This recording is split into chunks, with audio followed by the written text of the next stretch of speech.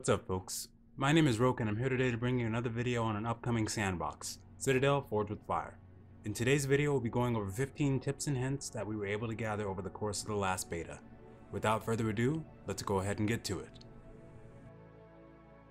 Tip number 1. Mana Regen Accessory. The Mana Regen Accessory is a useful piece of equipment to have during early game.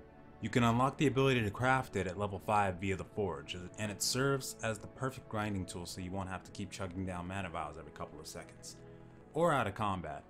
Also be sure to unlock the health and mana vials via the alchemy tree to make sure you can sustain yourself in any and every situation. Tip number 2. The Extraction Spell.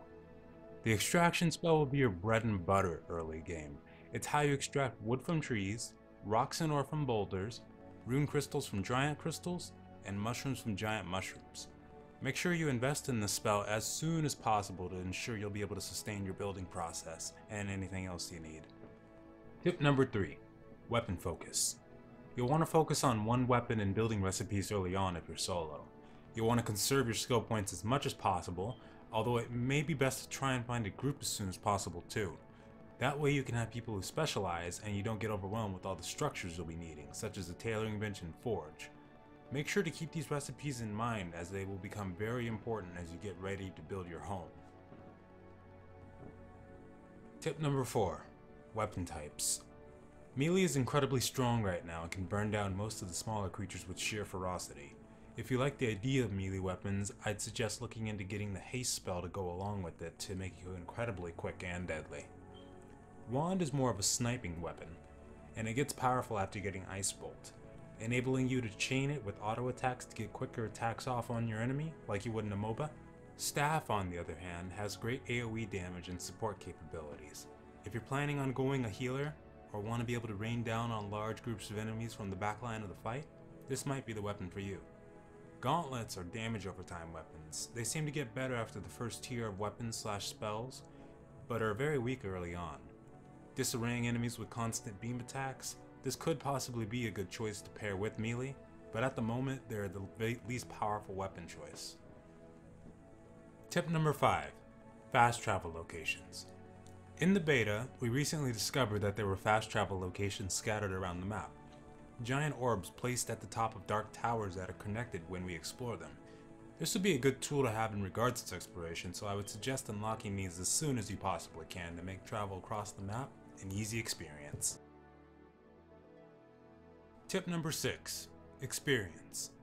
Not only do you gain experience from hunting monsters and gathering, but you can also gain experience from exploration and building.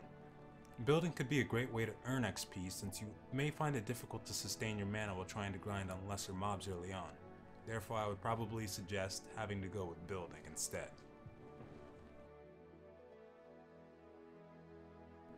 Tip number 7. Pacifying mobs. The Pacify spell unlocks at level 10, which allows you to tame any and all creatures in the game. You can only tame mobs within 10 levels of yours, however, so you'll have to gain some experience before taming a dragon. There's also a pet interaction menu where you can set your pet's behavior and even access their inventory to store items for travel, or increase the pacify time via the scrolls of binding. Tip number 8. Broomsticks. Brooms are very useful for long distance travel and breaking your fall, and even in combat maneuverability. The first one to craft unlocks at level 10.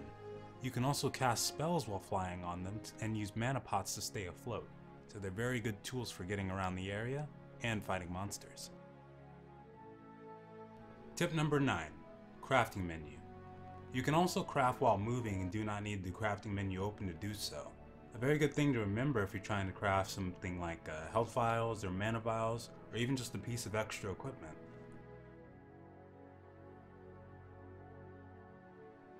Tip number 10. Thrones. The throne, aka Nexus, acts as your claimstone for your entire house. Make sure to build that as soon as possible to ensure that no one else will be able to build on your property, and that all of your structures react only to you and whoever else you allow to use your equipment, like your house or party members. Tip number 11. Respawn stones. Respawn stones require a nexus to operate properly as well as a mana generator to power it. It will last for a while before running out but will require mana afterwards. It also requires precious stones to craft, which can be dropped randomly from creatures like giants, deathweavers, and maybe even forest guardians.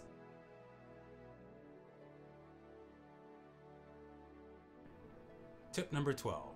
Monoliths. Monoliths are very useful tools. They provide buffs for up to an hour, similar to the standing stones in Skyrim, but without the permanent effect. Be sure to keep an eye out for these whenever you're exploring, as the buffs they provide could serve as a very useful tool in any situation, especially combat situations like PvP. Tip number 13. Mana generators. You'll want to focus on getting a mana generator around level 15. It'll be your base's main source of magic, like an electricity system in other games, which also provides structures with power, like your defensive pylons, your resource exchangers, ones like the wood and stone converters, and more, like your respawn stone we mentioned earlier. Tip number 14. Chests. Chests are found across the map and in caves with valuable loot inside. You can find anything from weapons to armor and even resources. These items usually require you to be a certain level, however, so you may have to wait a while before making use of them.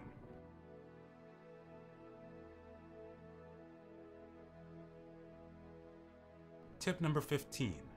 Magical properties.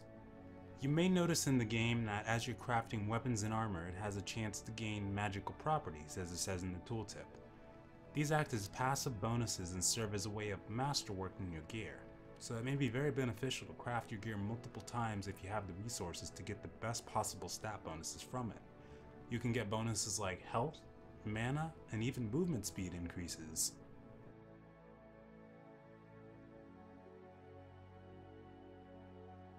And that's all 15 tips. I want to thank you all so much for watching this. I hope I was able to help you prepare for your entry into Citadel Forged with Fire, and I very much hope you enjoy the game. It's got a lot to offer, a ton of potential, and great developers behind it. Thank you all so much, and see you next time.